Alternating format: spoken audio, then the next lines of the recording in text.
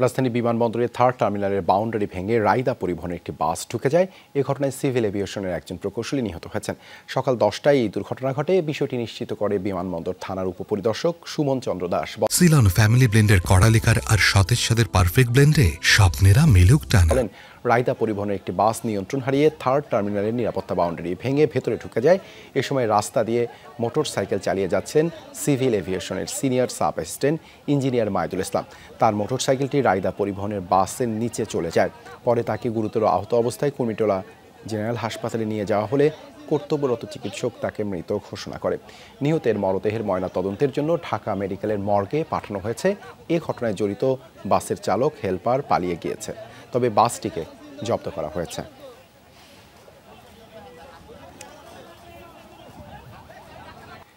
রাজধানী বিমানবন্দরে থার্ড টার্মিনালের বাউন্ডারি ভেঙে বাস ঢুকে সিভিল এভিয়েশনের এক প্রকৌশলী নিহতের ঘটনা সম্পর্কে বিস্তারিত জানাতে যোগ দিচ্ছেন সহকর্মী মনিরুল ইসলাম। মনির, দুর্ঘটনা সম্পর্কে আর কি তথ্য আছে আপনার কাছে?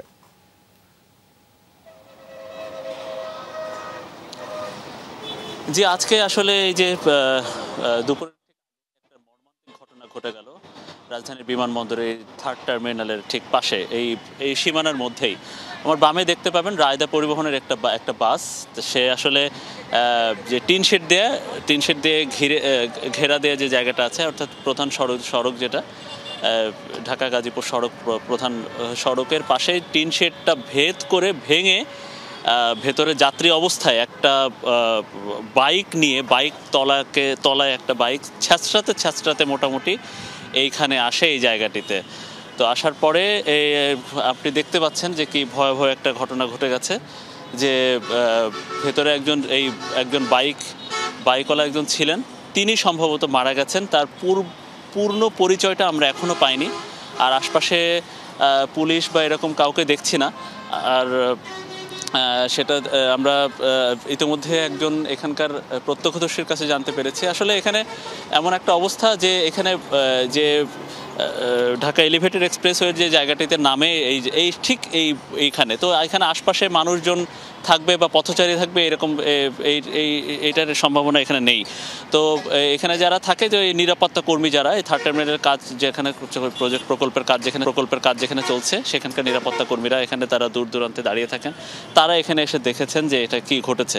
তো আমরা এখানে এসে সেটাই জানতে পারলাম যে বেলা 11টার দিকে বা তার কিছুটা আগের ঘটনা এটা, যে এই রায়দা পরিবহনে যাত্রীরা যখন এই ঘটনাটি ঘটে, তখন যাত্রীরা জানলা দিয়ে বা দরজা দিয়ে তারা কোনো রকমে তারা সবাই মোটামুটি আহত হয়েছেন। আর ড্রাইভার হেল্পার যারা ছিল তারা এখান থেকে চলে গেছেন।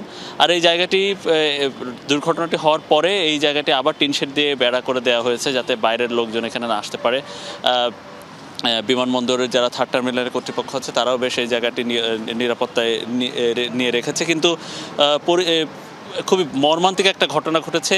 আমরা যেটা দেখছি যে এই যে বাসের যে অবস্থা, নিশ্চিতভাবে এটা ফিটনেস নেই, এবং সেটা নিয়ন্ত্রণ হারিয়ে এমন বাজেভাবে মর্মান্তিকভাবে এখানে এসে পড়েছে যে এখানে যদি কোনো লোকজন কাজ করতেন, অর্থাৎ তৃতীয় টার্মিনালে যারা কাজ করতেন, তাদের গায়ের উপরে এই বাসটি পড়তো, তাদেরও ক্ষয়ক্ষতি হতো।